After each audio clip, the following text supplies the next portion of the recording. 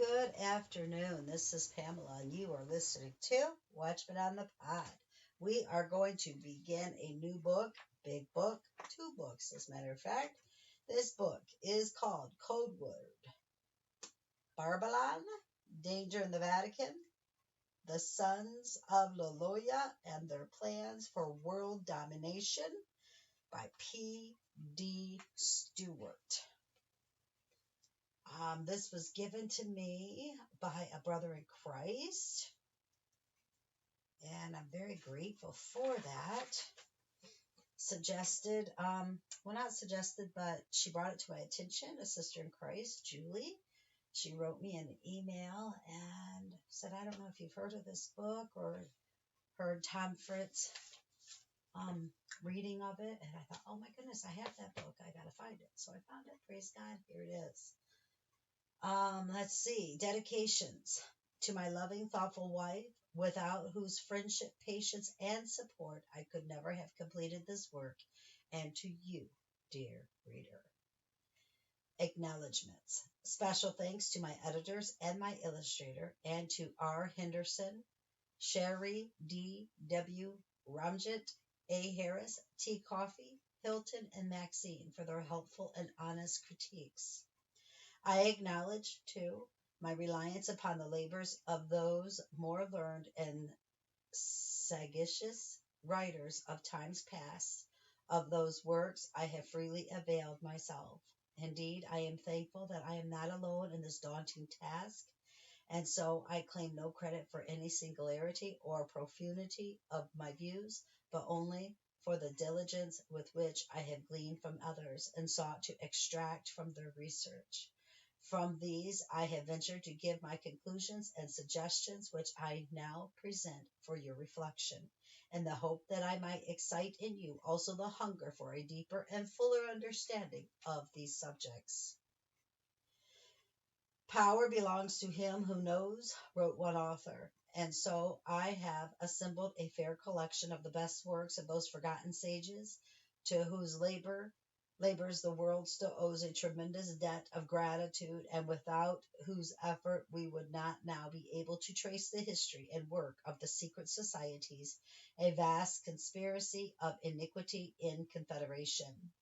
I admit that I owe a great deal to the likes of Professor Walter J. Vitt, from whom I got the initial inspiration and impetus to undertake this investigation, and upon whose work I now seek to build, and even the likes of Jesuit Professor Malachi Martin, although the latter's help may not have been intended. I also admit my indebtedness to the Most Wise, who has inspired others before me, and by whose wisdom I have been able to pierce the veil behind which is concealed the plans of that great geopolitical power called Mystery Barbelon. And that is what we're going to do. Here's the foreword. So let me move this out of the way. Men often stumble over the truth, but most pick themselves up and hurry on as if nothing had happened. Sir Winston Churchill. Those who do not take an interest in public affairs are doomed to be ruled by evil men. Plato, 300 BC. We know of no other volume of its kind to compare with the one before us. Some startling suggestions have been made in this new book, and we guarantee that the reader will be compelled and charmed, and must be, by the wit and eloquence, the force and fire of every page of this groundbreaking work.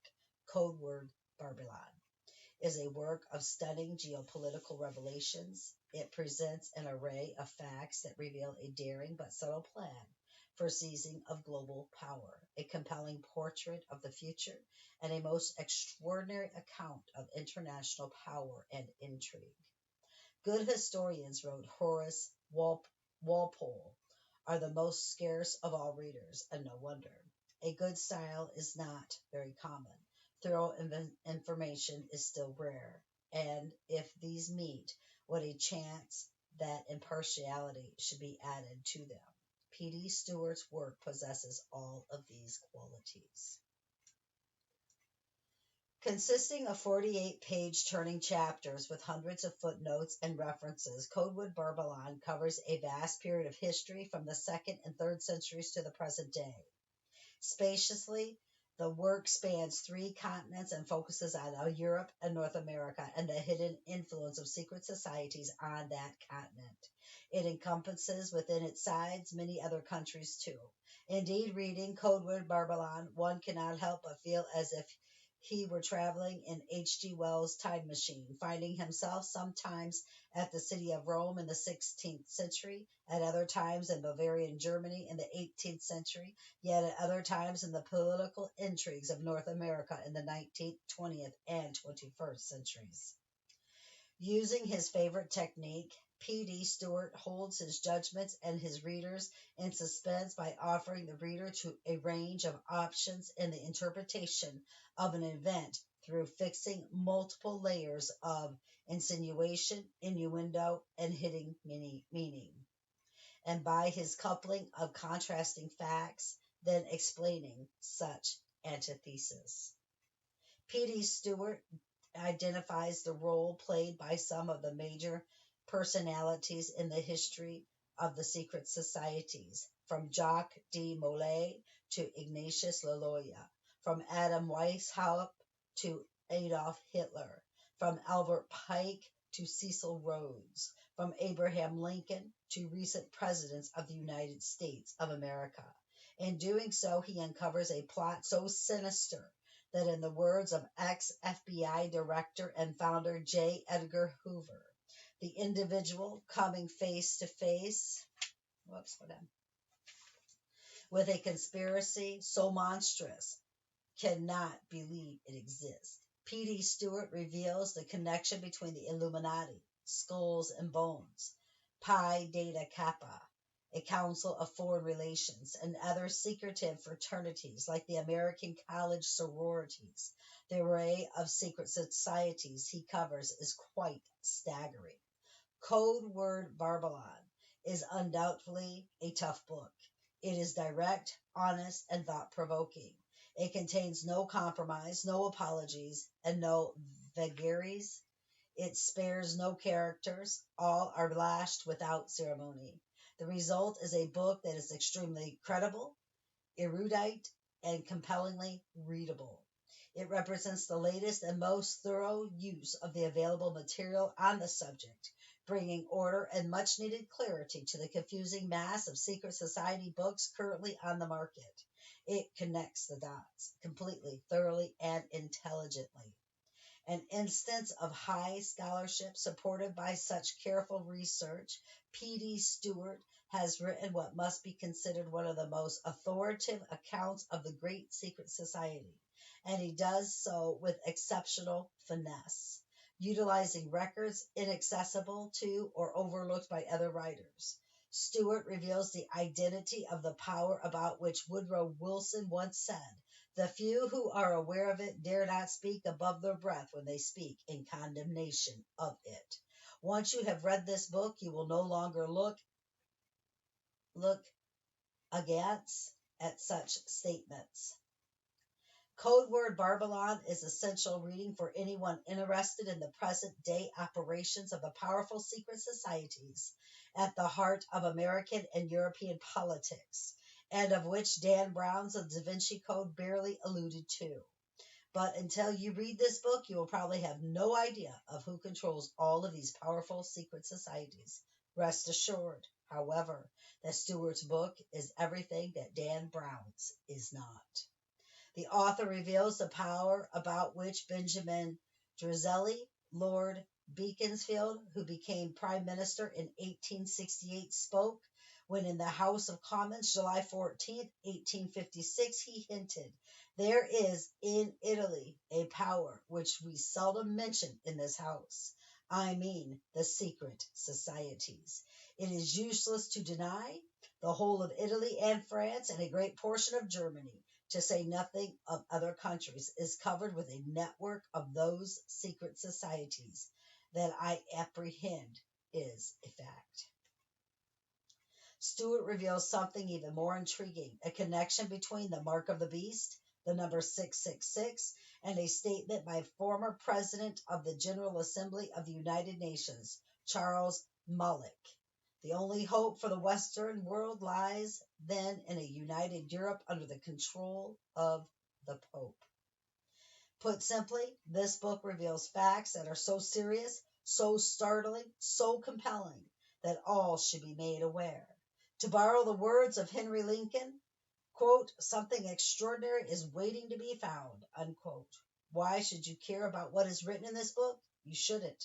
Go back to sleep. All is well. That is Savonarola, La Mater, Louis de Montalet, and Philippe Lee Bell, editors, October 31st, 2007, and July 30th, 2008, update reprinted. And then right here, he has a word to the Arabic reader, which obviously it's in Arabic, and I can't read it. I'm sorry, that was funny. Okay, let's see how long chapter 1 is, because I can't make these videos too long or it just will not upload. So we're going to go ahead and read chapter 1 and then end it. Chapter 1, Secret Instructions. The Most Wise. What is the great secret? But who will rise up for me against the evildoers, or who will stand up for me against the workers of iniquity? Psalm chapter 94, verse 16. In the year 1780, a young man, an obscure French archaeologist, who shall remain anonymous, made a most unlikely and surprising find, a discovery that was afterwards destined to cause renewed and worldwide interest in a notorious secret society. So the record states.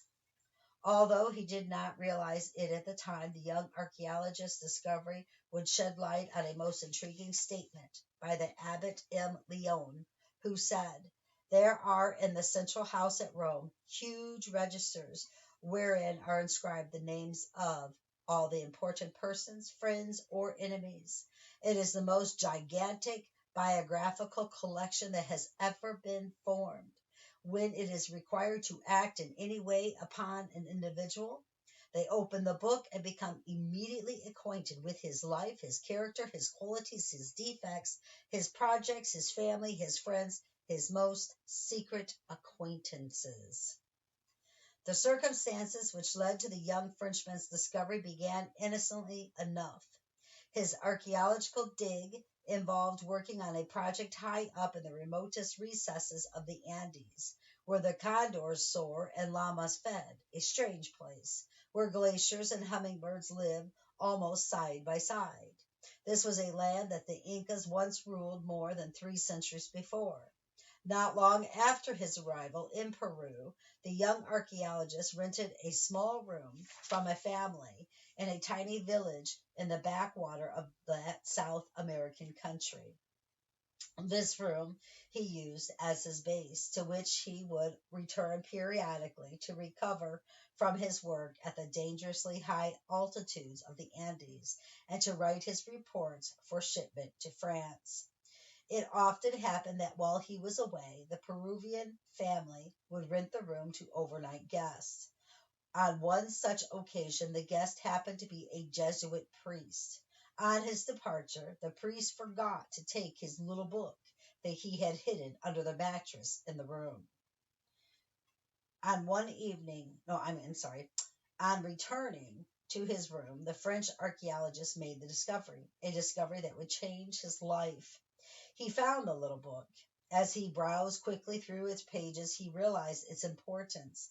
It was a highly classified manual of procedures for the top leadership of the Society of Jesus, the Secreta Monita Societas Jesuis, Secret Instruction of the Society of Jesus, aka the Monita Secreta or Secreta Monita. The inside of the book bore the seal, signature, and attestation of the Jesuit general and secretary of the order in Rome. On its face, it purported to contain instructions from, I don't know if it's friar or father, it's Fr. Franciscan, maybe, I'm not sure, Claudio Aquaviva, the fifth general of the Society of Jesus, addressed to the various superiors of the Jesuits around the world, and laying down the methods to be adopted for the extending of power and influence of the order, and for increasing its wealth. Written in Latin, the preface specifically warned superiors not to allow it to fall into the hands of strangers, lest they form a bad opinion of the order. Of great interest to the Frenchman was the second chapter of these secret instructions, entitled, "What Must Be Done to Get the Ear and Intimacy of Great Men." Said the instructions, "We must endeavor to breed dissension among great men and raise seditions, or anything a prince would have us to do to please him. If one who is chief minister of state to a monarch oppose us, and that priest cast his whole favors upon him, so as to add titles to his honor, we must present ourselves before him, and court him in the highest degree, as well by visits as all humble respect." The most alarming part of the secret instructions, the Monita, was the final chapter, which read, "We must be careful to change our politics conforming to the times, and excite the princes, friends of ours, to mutually make terrible wars, that everywhere the meditation of the society will be implored. Those who do not love us shall fear us." Realizing the significance of his discovery, for the next few days the French archaeologist labored furiously translating the work into his own language. Once done, he replaced the book and left the village. The Jesuit returned a few days later, anxiously inquiring after his little black book. We can imagine the look that must have been shown on his face, as though he could drive his head through a brick wall, as if he was prepared to do it. He demanded to know whether anyone else had occupied the room since his departure. On being told that the young archaeologist had rented the room, he began such a relentless search that the Frenchman was compelled to leave Peru in haste. The young man eventually arrived in San Francisco, California, where the Monita was published in English in 1882, in a work entitled The Engineer Corpse of Hell. Consisting of 17 chapters, the Secreta Monanita was considered to be the definitive statement of Jesuit strategy, a document of monumental importance from which the principles of their government may be delineated. The response of the Jesuits to this extraordinary revelation was to flatly deny it, saying that the Secreta Monanita was a malicious forgery of one. Hieronymus Zaharovsky, sometimes spelled Tazarowski or Zarowicz, a Pole and ex-Jesuit. According to them, it first appeared in print at Krakow in 1612 under the title Monita Privata Societas Jesus Nota Burgum, anno 1612. The Zaharovsky, they declared, had severed his connection with their society in 1611, and he spitefully published the Monita with the cooperation of Count George Zaborski and their Polish enemies of the order. However, on the other hand, the British historian and former Jesuit novice Andrew Steinmetz, in his precisely documented history of the Jesuits, has devoted several pages to an analysis of the genuineness and history of the Monita. He concluded that the document was in accordance with Jesuit principles. Steinmetz also cites numerous documented instances of Jesuit conduct and terrorist-like atrocities in his 3 volumes, all of which tend to cast doubt on the assertion that the Monita was a forgery. What is the truth of this matter? Was the secret Monita a malicious hoax, a clever forgery, or was it a true statement of the Jesuit global strategy and ambition? Authenticity of the Monita. According to Grester, a well-known member of the Society of Jesus, The Secreta Monita was a malicious creation by the former Jesuit Zahorowski, who had been dismissed with ignominy from the society in Poland. And so, as to cover his own disgrace or to gratify his revenge, he published the Monita in Poland in 1612. However, the reader should not attach a high degree of accuracy to the Jesuits' denial of the authenticity of the Monita, for Gretza and all the other Jesuits forgot to mention one very important fact, that the Monita had been in publication long before 1612. So try again, gentlemen. That answer will hardly pass. That the Jesuits' labeling of the Monita as a forgery is Machiavellian seems to be proved by the discovery in the British Museum of a work entitled, these words, Heis Formulae Provisionum Diversarum a Gasper Passarello Sumo Studio in Unum, printed in Venice, not Poland, in 1596, and which had apprehended to it a copy of the Secreta Monita. That is 16 years before the alleged forgery in a different country. And significantly, the copy of the Monita in the British Museum is in manuscript form. This internal evidence, i.e., the earlier date of 1596, would appear to confound all arguments to the contrary. Thus, the most conclusive statement on the authenticity of the Monita comes from the age of the document itself. Therefore, the original Monita could not have been first published in Poland in 1612 as alleged by the Jesuits. It is most revealing, too, that the manuscript version of the Secreta Monita in the British Museum also ends with a mandate similar to that written in the book found by the young French archaeologist in 1780. Let them be denied to be the rules of the Society of Jesus, if ever they shall be imputed to us.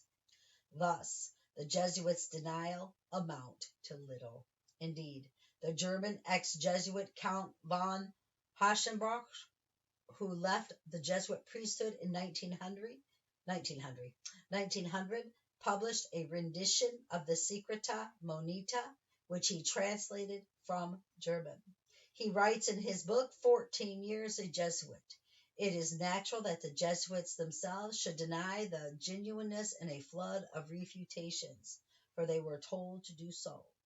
Count von Haschenbroich then adds, only sound proof can turn the scale against the genuineness of the Monita, and such proofs have not been produced up to now by the Jesuits, nor has any convincing invalidation of the facts advanced on behalf of its genuineness been produced.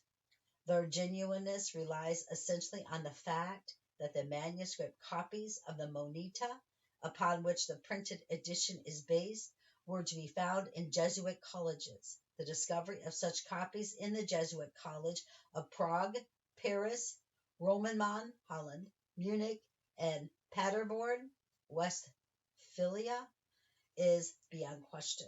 The copy in the Jesuit house in Paderborn was found in a cupboard in the rector's room. The manuscript copy at Munich, belonging to the contents of the library of the Jesuit College of this place, which was suppressed in 1773, was only found in 1870 in a secret recess behind the altar of the old Jesuit church of St. Michael at Munich. Therefore, what the Jesuit writes to the contrary is of no value. The story of the Monita in Westphalia and its genesis after the Duke of Brunswick took Paderborn and seized the Jesuit college there and gave their library and papers to the Capuchins monks, who made them public. Among the papers was a copy of the Monita. Again, At the end of that copy of the Secreta Monita found in the Jesuit library at the Paderborn is a similar injunction to that found in the copy translated by the French archaeologist in 1870. If these rules fall into the hands of strangers, they must be positively denied to be the rules of the society. If the Jesuits did not write the Monita, then it would seem logical that the most reliable source of such a document must have been an ex-Jesuit, for no active Jesuit would reveal the inner workings of this order, nor indeed could a non-Jesuit have written the Monita, for so closely does it reflect the inner workings of the Society of Jesus. If it is not their work, it is a very good apocrypha by someone who knew their Kabbalah. Indeed, we cannot do better here than to quote the searching observation of Dr. Wiley, 1808 to 1890. The perfect uniformity of the methods followed by the Jesuits in all countries favored a presumption that they acted upon the prescribed rule, and the exact correspondence between their methods and the secret advices, the Monita, showed that this was the rule. If we choose to be skeptical, like historian G. B. Niccolini, we would still be forced to admit, as he did, that even if apocryphal, it certainly gives a true representation of the horrible arts and practices of the Jesuits, and we are inclined to credit the Jesuits when they assert that the book is the work of a discarded brother, an ex-Jesuit. So deeply does it, the Monita, initiate us in the secret arts of the society. Since the Monita was first discovered, numerous editions have been found in different places, in so many languages, says Wiley, that the idea of collusion, fraud, or forgery is out of the question. These editions all agree that the exception of a few unimportant variations in the reading. These records, writes Robert Breckenridge, are found in the Latin, Italian, German, French, and English languages. They extend over a period extending 200 years. They were found in 5 or 6 sovereign states, the most of which profess the Catholic faith, and one of them, Venice, under the very eyes of the sovereign pontiff, and they all agree in every fact. He adds, it would be the most incredible event ever established by proof if this various and concurring evidence should be proven to all be false. For all the above reasons, I am inclined to think the Secreta Monita is genuine.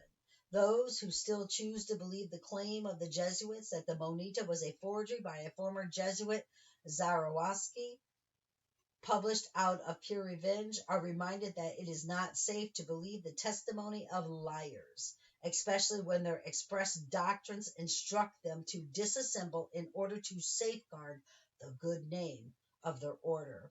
As one author observed, the Jesuits have a double rule, one for their private and particular use, and another to flaunt with before the world. Indeed, the Jesuit historians have shown a slick propensity to alter the records of the past and to write as facts that which history shows to be utterly without foundation. As some witty person once said, God himself cannot alter the past, only Jesuit historians can. But, leaving aside an alleged circumstantially of the evidence, i.e., whether or not it can be proved for a fact that the Monita is genuine, we have a more authoritative source of Jesuit stratagem, the Constitutions of the Jesuits. The contents of this document no Jesuit can deny. A secret, the Constitutions of the Jesuits. The Constitutions are the articles of incorporation of the Society of Jesus. They are, in fact, the alpha and the omega of Jesuitism. The Constitutions first gained official sanctum on September 27, 1540, when Pope Paul III, after careful consideration of Loyola's plan, exclaimed, "This is an act of God." Don Ignatius de Loyola was made the first Jesuit general. The bull of Pope III, incorporating the society into the Catholic Church, gave to Ignatius Loyola and his companions the power, carte blanche, to make constitutions and rules and also to alter them. The legislative power to make constitutions and rules rested in the hands of the general and his office, that is, in a congregation representing them. That congregation continues to exist even to this day. And until April 19th, 2005, it was headed by the present Pope, Benedict XVI, Cardinal Joseph Ratzinger, as he was then. The bull of Pope Paul III in 1540 gave every Jesuit a dispensation to lay aside all professions of regard to the papal cause and make outward profession to any religion or government they chose. It is said that Pope Paul III rejoiced at the reading of the constitutions, and that a congregation of cardinals had also reported most favorably to the Pope upon them.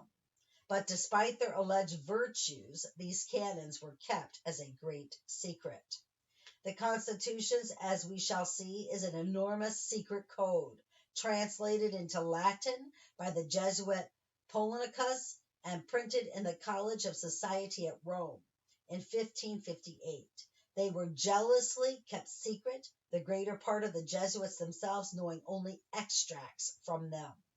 From paragraphs 85 of the French edition of the Constitutions, we read, "It will not be necessary for the novices to see all of the constitutions, but only a set of excerpts." Paragraph 199 states, "For those Jesuits who do not understand Latin, an explanation of the constitutions is enough." And so for over 2 centuries after its creation, the Constitutions was concealed from the knowledge of the world, and its contents shielded from all but a few of its members, until 1761, when by accident or made providence, they were at last dragged into the light from the darkness in which they had so long been buried.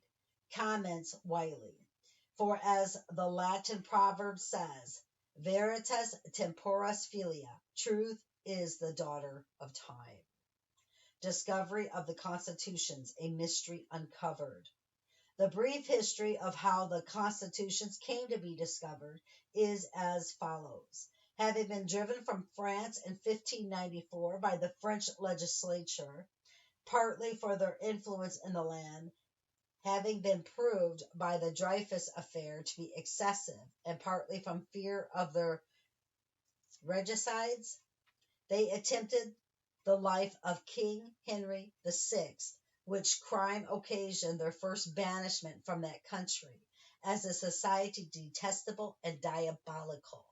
The sentence of the Parliament passed in 1594 further ordained that all the priests and scholars of the College of Claremont and other calling themselves the Society of Jesus, as being corrupters of youth, disturbers of the public peace, and enemies of the king and state, should depart in 3 days from their house and college, and in 15 days out of the whole kingdom. This College of Claremont, also known as College Louis le Grand, opened in 1563 as a Jesuit prep school for young men of noble lineage, is still situated on the Rue Saint-Jacques, the name of the last Grand Master of the Knights Templar Order. We note, by the by, that it was at this college the students were taught that it was allowable to kill kings, even the king regent, when they were not in the church or approved of by the Pope. Many of its old boys became great statesmen, leading ecclesiastics, the likes of Cardinal Fleury, and philosophers of note like Voltaire, aka Francisco Marie Arouet, the author of Letters to England, being prime examples. Morlaix and Victor Hugo are 2 other former students who also became famous writers. Countless other pupils of this Jesuit incubator at Claremont rose to become statesmen, diplomats, prelates, marshals of France, and members of the Académie Française. Men like George Georges Pompidou, Valéry Giscard d'Estaing, and Jacques Chirac, all former presidents of the French Fifth Republic, and each one spent time on the benches of the Jesuit college Louis le Grand. Other renowned students of the college at Claremont include King Nicholas I of Montenegro, Leopold Sedar Senghor, the first president of Senegal, and we could easily add many more to this list. As Elie de Beaumont wrote in 1862, the Jesuit College of Paris has for a long time been a state nursery, the most fertile in great men. We are not surprised at this, however, for as we read earlier, there is a chapter in the Secreta Monita headed, What Must Be Done to Get the Ear and Intimacy of Great Men. Today, the building stands on the very same spot, testifying to the Jesuits' resilience and apparent indestructibility, and it is still one of the most renowned schools in Paris, renamed the Lycée Louis le Grand, and we have digressed. To come back to the constitutions, more than a century after the French Parliament passed its law in 1594, the Jesuits returned to power in 1723, creeping back as traders and merchants. And for some time they held out against the calls for their dissolution until the episode with Fleury, the Jesuit-educated ecclesiastic and minister of state under King Louis XV, compelled them to again retire from the field of action. In 1731, the French public was treated to yet another scandal involving 23-year-old Catherine Ketterer, who accused her Jesuit confessor, Jean-Baptiste Girard, of seduction, spiritual incest, witchcraft, and the heretical doctrine of Quietism. The Ketterer affair revived the long-held fears that the Jesuit order was a foreign body penetrating the Galician church and the crown. They faced further scandal in 1761 due to the now famous La Valette lawsuit of 1759. This new episode of Jesuit intrigue brought about the bankruptcy of the French Jesuit father La Valette and exposed the inner workings of the Jesuit order, which story I will now relate. Pierre-Antoine La Valette was the Jesuit procurator in the island of Martinique, a French colony of the Lesser Antilles, who had previously engaged in a larger scale international trade with good result.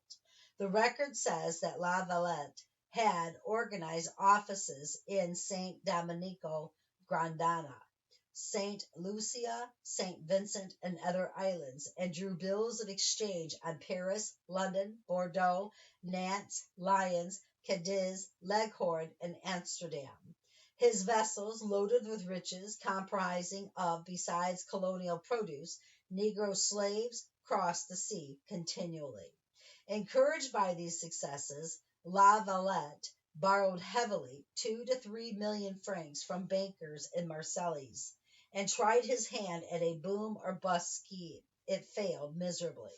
This was because, as fate and providence would have it, the vessels bearing his merchandise were seized at sea by the English Navy in 1755. La Valette was, in consequence of this, unable to pay his creditors, and was sued in the celebrated case of Geoffroy M. Linacre versus Father La Valette. It was the Jesuits' undoing in France, but not for the reason you might think. When I visited Rome in 2003, there stood a marble figure adorning one of the great halls of the Vatican, St. Peter's Basilica. Looking down serenely over passerby was the statue of a monk, Ignatius de Loyola, holding open a copy of the constitutions, his finger pointing to a page on which is inscribed Ad Margem Dei Gloriam, for the greater glory of God. This said constitution was the cause of their undoing in France, and it is still to this day the source of all their Machiavellian graces, the spring from which flow all their aggregations and enormous abuses. The Jesuits have continued to dispute the authenticity of the Secreta Monita, so let us look at them through their own lenses, the constitutions of the Society of Jesus.